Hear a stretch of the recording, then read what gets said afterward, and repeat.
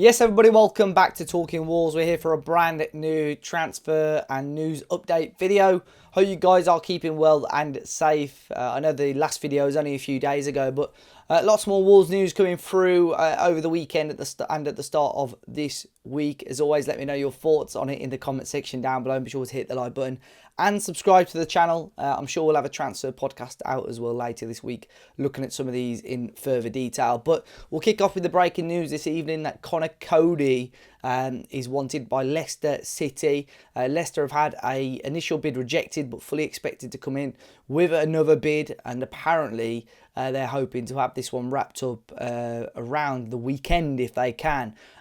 This will be an interesting signing, obviously, for Leicester City. There's been mixed sort of responses from Wolves fans when there was a possibility of Conor Coady sort of returning to the frame. Of course, he was at Everton on loan last season. For whatever reason, they didn't take up their purchase option on him. So he is set to leave the club.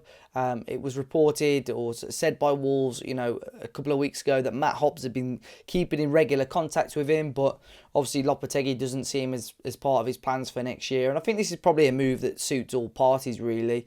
For Wolves, yes, they do lack of that little bit of leadership, but that's something that was addressed in January, and I think that will probably be addressed again this month. Leicester City are getting a player who is a good player. No disrespect. You can't disrespect Conor Coady for his footballing ability. I think he's a good player, especially at the top end of the Championship. He's more than capable, and I think he'll add some real quality to that Leicester City side if this deal goes through. And and I think it will help him rejuvenate his career as well and get back to sort of where he needs to be and be, a real big part of that Leicester defence. So we'll wait and see on that one. But Leicester City at the moment closing in on a deal for Conor Coady. Another defender that is linked with a move away is Nathan Collins, still heavily linked with Brentford. Apparently they've now had a third bid rejected, which was around £23 million plus add-ons. Wolves still holding out for at least £25 million up front. Again, I think I said this on Saturday, splitting the fan base in regards to this one. Some fans saying take the money and run. Other fans saying, this is a serious player with lots of potential. And I'm sort of sat in the middle because I really don't know. I think it's hard to judge this deal until you see who Wolves do bring in as a replacement. But I think Nathan Collins is a good player. Probably not quite the quality that we need right now in terms of a starter, but definitely got the potential as a footballer. So let's wait and see on that one. But I think Wolves are sticking to their guns and want a little bit more money for him. Now, the next one was reported yesterday. It was about the Montpellier forward, Lea Wabi, 20-year-old forward, currently playing in France for Montpellier. 19 goals and a number of assists as well this season in the top flight of France. A very good record. He grabbed double figures last season as well. So on the face of it, looks a really good player. But as you may well have seen on social media yesterday, got quite a bit of reaction on our post in regards to this player's very strange past. In 2021, he had legal action against him for assaulting a woman.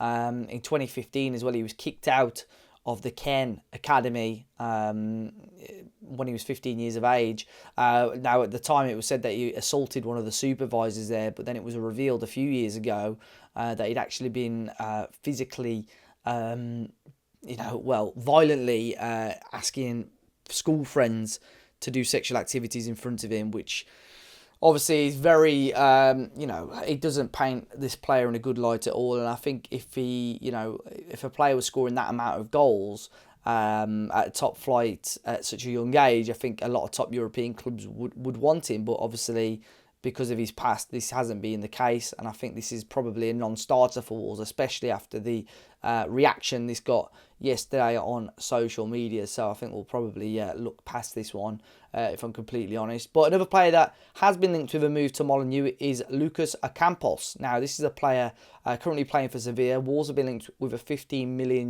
move for him. You may well remember Ocampos because he scored the winning goal against us in the Europa League when it knocked us out a few years ago under Julian Lopetegui. So he has got that relationship there with the current Wolves head coach.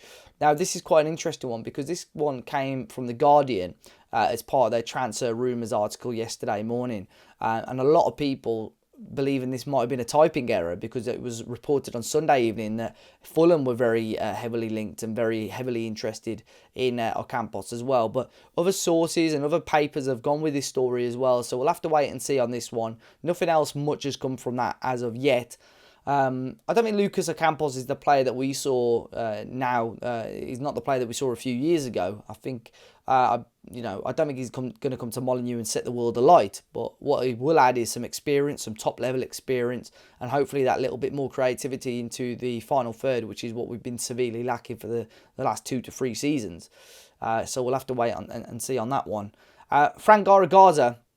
We spoke about him quite a lot over the last couple of weeks on the channel. He has officially left Wolves now. He was the Wolves technical advisor when Lopetegui had come in. He's officially left Wolves to become the sporting director at Spanish club Espanyol. Now, this isn't a real surprise. I think if you, again, look at some of the comments that were made when he joined the club, I think he was always going to be almost a mentor for someone like Daniel Lopetegui, which is Julian's son, who is joining a professional club for the first time. I think Frank Garcia was probably, brought in to be an experienced head when we needed it most. I think he sort of got everyone together. He joined Matt Hobbs, Lopetegui, and Daniel Lopetegui to sort of work in the same way. And obviously it has worked. He brought his experience to the table when we needed it most. And I think it was always going to be that sort of short-term fix. So we wish him all the best in his new role over at Espanyol. Now, Wolves apparently have still got a contract offer on the table for Adama Traore. Now, his deal with Wolves officially runs out at the end of Friday. So as of Saturday, he will be officially a free agent. Now, no news as of yet, but it's looking unlikely that he's going to stay at Wolves. Napoli are still said to have an interest in him. Obviously, they've just won the Italian top flight. So we'll have to wait and see, but it's seeming quite unlikely that Adama Traore's future is going to be at Wolverhampton Wanderers. And the final rumour for today is Mateusz Krkic. He was formerly at Stoke City last season on loan. Wolves likely to sell him. He's the third choice goalkeeper at the moment, behind Jose Sarr and Daniel Bentley. Wolves said to want around £2 million for him this summer, which isn't too bad. He's had 2 really good spells in the Championship. Got Player of the Season at Birmingham before he was injured. Again, he was a good player at Stoke City last year before he got injured as well. Now, Stoke City is said to be interested in Krkic, but only want to pay £600,000. But I think for a player of his quality, still a young goalkeeper, I think 2 million is more than fair. But guys, that is all for today's video. As always, be sure to hit the like button down below. Subscribe to the channel if you are new. Hopefully we see the transfer business speed up a little bit now. Always tends to get a bit busier once we hit July. We've already seen Sasha Kalajdzic and Chiquinho back in training, which is fantastic to see. So yeah, fingers crossed it's going to be another busy start to July. As always though, guys, be sure to hit the like button, subscribe to the channel, and I will catch you very, very soon.